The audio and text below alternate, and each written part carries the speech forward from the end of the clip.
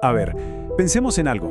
¿Qué pasa cuando esa chispa, lo que es el centro de la vida cristiana, el amor por Dios, como que empieza a apagarse? Bueno, de eso vamos a hablar hoy. Vamos a meternos de lleno en el diagnóstico que hace un autor, Octavius Winslow, sobre lo que él llama el enfriamiento espiritual.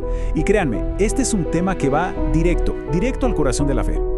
Bueno, para empezar, hay una idea que de verdad lo cambia todo. Winslow nos dice algo fundamental. El cristianismo no funciona a base de reglas y miedo, para nada. El verdadero motor, su ley más importante, es el amor. Pensemos un momento en esto. No se trata de obedecer por obligación, ¿verdad? Sino de una respuesta que nace, que brota así, naturalmente del corazón. Y miren, esta idea se ve clarísima aquí. Por un lado está la obediencia que viene del miedo, como la de un esclavo. Y por el otro, la obediencia de un hijo que nace del afecto, del amor, de la confianza. Lo increíble del Evangelio es que nos mueve de un lado al otro. Y es justo ese amor lo que convierte algo que podría ser una carga pesada en un auténtico privilegio. Ahora, la pregunta es, ¿qué pasa cuando ese motor del que hablábamos, ese amor, empieza como a fallar, a perder fuerza? Justo ahí es donde entra este diagnóstico del que habla Winslow, el enfriamiento espiritual. Y ojo, que no es un problemita superficial, para nada. Es más bien como una grieta en los cimientos mismos. Una grieta que, como vamos a ver, afecta a todita la estructura de la vida cristiana. Y aquí viene el punto clave de todo esto. El enfriamiento espiritual no es algo que pasa en secreto, escondido en el alma. No, es una caída, un decaimiento del amor que tarde o temprano se nota por fuera. Piénsenlo así. Si el amor es como el corazón de la vida de fe, bueno, cuando ese corazón se enfría, todo el cuerpo espiritual empieza a temblar. Ok, entonces, ¿cómo se ve esto en el día a día? ¿Cómo uno puede saber si el corazón se está enfriando? Pues Winslow nos da una lista de síntomas súper claros. Son como esas lucecitas de advertencia que se prenden en el tablero del auto, pero en el alma. Y vale la pena verlos no con miedo, sino como una oportunidad para mirarnos por dentro con honestidad. Aquí tenemos un resumen de los 5 síntomas principales. Y lo interesante es ver cómo están conectados, cómo uno lleva al otro. Miren, todo empieza cuando Dios mismo, el centro de todo, pierde como su atractivo para uno. Y claro, como consecuencia, la manera de acercarse a Él se vuelve más distante. A su vez, esto hace que frente a las pruebas, en lugar de confiar, uno se queje. Luego, las prácticas espirituales, como la oración, se vuelven una rutina, un formalismo sin vida. Y al final, todo ese frío interno se refleja en cómo tratamos a los demás creyentes. Ahora vamos a ver algunos de estos un poco más a fondo. ¿Ok? Vamos con el primer síntoma. La pregunta que vemos aquí va directo al grano. ¿Se busca a Dios por un deseo de verdad, uno genuino, o ya es pura costumbre? Porque cuando el amor se enfría, Dios como que deja de ser ese mayor anhelo del corazón. Y la búsqueda de su presencia, que antes era una pasión, se convierte en una formalidad, algo sin vida. Ahora, fíjense en esto, que es súper revelador. Es en medio de las pruebas donde de verdad se ve cómo está el corazón. Un amor que está fuerte, confía.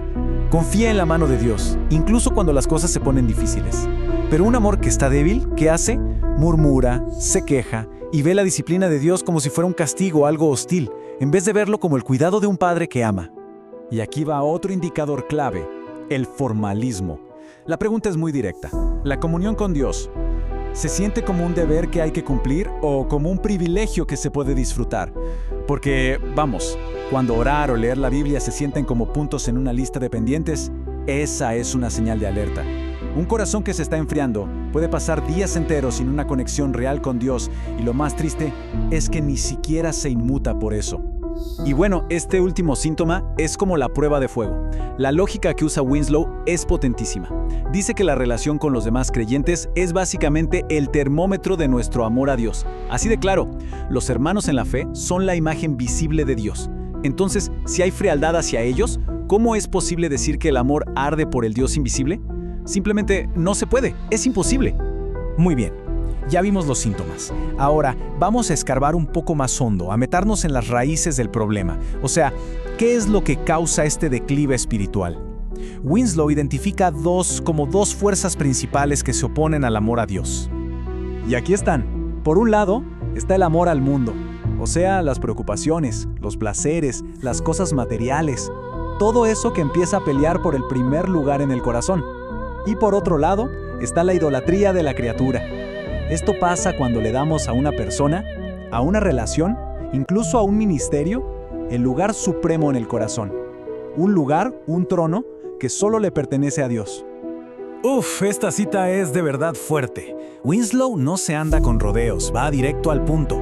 Cuando un objeto o una persona se lleva nuestro afecto más grande, lo que estamos haciendo es deificarlo, lo estamos convirtiendo en un dios. Es como si lo sentáramos en el templo del corazón y le rindiéramos culto. Ese es el tremendo peligro de la idolatría. Y esto nos lleva a un principio espiritual que no se puede evitar. El amor a Dios y el amor al mundo son dos fuerzas que luchan por el mismo espacio. No hay manera de que los dos reinen juntos en el mismo corazón. Es imposible.